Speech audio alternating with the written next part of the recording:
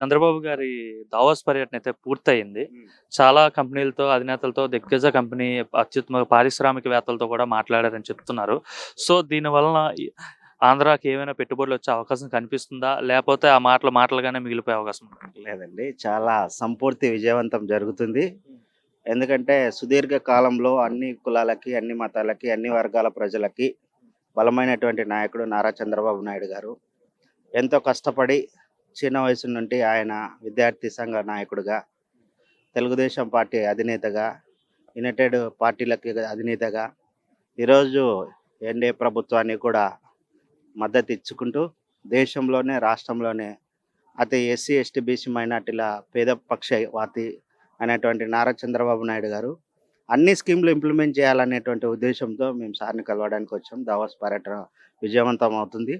లోకేష్ గారి నాయకత్వం, చంద్రబాబు నాయుడు గారి నాయకత్వం, పవన్ కళ్యాణ్ గారి నాయకత్వం ఇంకా అభివృద్ధి బాటలో. ఎందుకనంటే విద్యార్థులు, సామాజిక కార్యకర్తలు, ఎస్సీ, ఎస్టీ, బీసీ మైనార్టీ ప్రజలకి అన్ని కార్పొరేషన్ల ద్వారా నిధులు సక్రమంగా విడుదల చేస్తారని నమ్మకం ఉంది.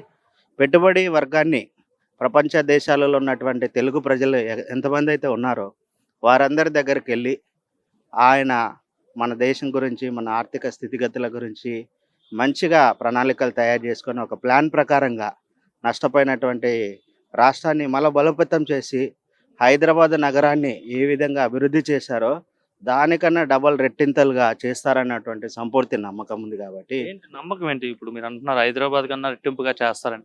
ఏంటి చంద్రబాబు పైన మీకు ఏ విధంగా నమ్మకం ఉంది అంటే ఏం చెప్తారు? వనరులు, ఆయన ఆర్థిక, సామాజిక మార్పులని, ఆయన స్థితిగతులు ఎందుకంటే డాక్టర్ బాబాసాహెబ్ అంబేద్కర్, జ్యోతిరావు పూలే, జగజీవన్ రామ్ గారి సామాజిక నాయకత్వాలను బలపరుస్తూ, ఒకవైపు ఆర్థికంగా విద్యా రంగాన్ని బలపరుస్తూ, వైద్య రంగాన్ని బలపరుస్తూ, సామాజిక, ఆర్థిక, రాజకీయ రిజర్వేషన్లను కూడా ఒకవైపు తీసుకుంటూ వస్తూ, అన్ని వర్గాల ప్రజలు పని చేసుకోవాలి, ఆర్థిక స్థితిలో గతులు మెరుగుపరుచుకోవాలన్నటువంటి ఉద్దేశం ఆయనలో అప్పటికుంది, ఇప్పటికుంది. ఇప్పుడు చదువుకున్నటువంటి యువత దేశమంతటా ఎక్కడైనా వెళ్ళినా కూడా మా ఆంధ్రులు ప్రపంచమంతటా ఏ దేశాలలో ఉన్నా కూడా సగర్వంగా గొప్పగా పనిచేయాలన్నటువంటి పిలుపుతో ఆయన అక్కడికి వెళ్ళారు.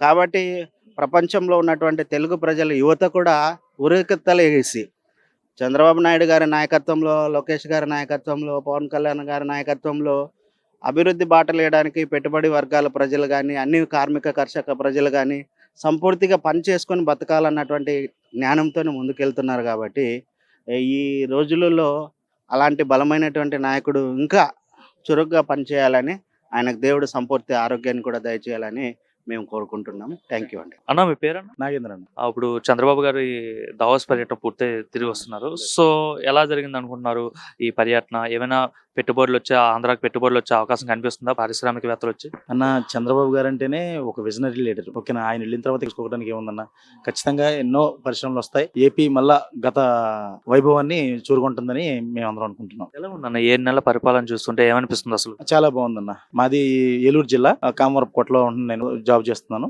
ఇప్పుడు ఇక్కడ నేను రావడానికి కూడా కామవరపుకోటలో ఒక స్కూలు మేనేజ్మెంట్ మమ్మల్ని మోసం చేసి రకరకాల ఇబ్బందులు పెట్టింది. మాపై ఎన్నో ఇబ్బందికరమైన చర్యలు పెట్టుకుంటే ఈ రోజు ఇక్కడికి వచ్చి మంత్రి గారిని కలవడం జరిగింది. ఆయన కూడా ఇమ్మీడియట్ యాక్షన్ తీసుకుంటామని చెప్పి మాకు హామీ ఇచ్చారు. ఇంకా అంతకన్నా మంచి ప్రభుత్వం ఇంకేముంటుందన్న. అంటే గత ప్రభుత్వం ఎట్లాంటి యాక్సెస్ ఉండేదా ఎవరైనా కలవడానికైనా మన సమస్యలు చెప్పుకోవడం? ఇప్పుడు వచ్చే మీ సమస్య చెప్పుకున్నాం అన్నారు. సో, ఎట్లా ఉండేదా? ఉండేదేమో నాకు తెలియదు, నేను ఎప్పుడు రాలేదు. మరి నేను ఎప్పుడైతే నేను ఇక్కడ రావడం జరిగింది, నేనైతే మాత్రం బాబు గారికి ఓటేసినందుకు చాలా గర్వపడుతున్నాను. ఇన్ ఫ్యూచర్లో రాష్ట్రం కూడా ఎంతో బాగుపడుతుందని చెప్పేసి నేను అనుకుంటున్నాను. ఏమనిపిస్తుంది? గతంలో 5 ఏళ్ళు పరిపాలన చూసారు. ఇప్పుడు 7 నెలలు అవుతుంది. ఏమనిపిస్తుంది రెండింటికి తేడా వేసుకుంటారు? అటు రోడ్స్ కానీ ఇటు రకరకాల అన్నీ కూడా బాగున్నాయి. ఇప్పుడు ఇది వరకు మా రోడ్డే చూసుకుంటే ఎన్నో ఇబ్బందులు కూడా ఉన్నాయి. కానీ ఇప్పుడు మొత్తం వర్క్స్ కూడా చాలా స్పీడ్గా రన్ అవుతున్నాయి. మా దగ్గర నేషనల్ హైవే వేస్తున్నారు, గ్రీన్ఫీల్డ్ హైవే. అది కూడా చాలా పనులు వేగవంతంగా జరుగుతున్నాయి. ఇక్కడ బాగుందన్న పాలన అయితే. అంటే చాలా అబద్ధపు హామీలు ఇచ్చి అధికారంలోకి వచ్చాడు, ఏమీ నెరవేర్చట్లేదు, ప్రజలంతా వ్యతిరేకత ఉన్నారని చెప్పి వైసీపీ వాళ్ళు అంటున్నారు. మాటలంటాకే ఏముందన్న, ప్రజలు చూస్తున్నారు కదా, అభివృద్ధి జరుగుతుందా, డెవలప్మెంట్ జరుగుతుందా లేదని చూస్తున్నారు కాబట్టి అది వాళ్ళకే తెలుస్తుంది. ఓకేనా.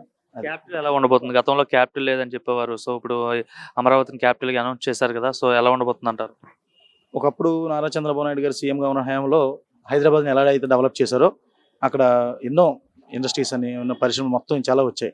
సో నాకు తెలిసి రాబో కాలంలో అమరావతి అనేది కూడా మరో హైదరాబాద్ కంటే గొప్పగా అవుతుందని చెప్పడంలో ఎటువంటి సందేహం లేదు.